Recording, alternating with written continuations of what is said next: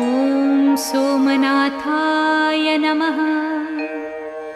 ॐ मल्लिकार्जुनाय नमः।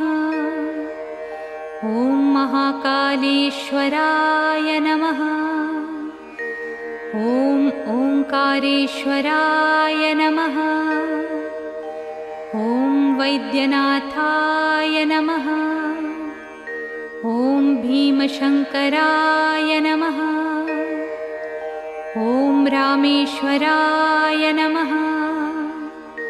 ॐ नागेश्वराय नमः। ॐ विश्वेश्वराय नमः। ॐ त्र्यंबकेश्वराय नमः। ॐ केदारेश्वराय नमः।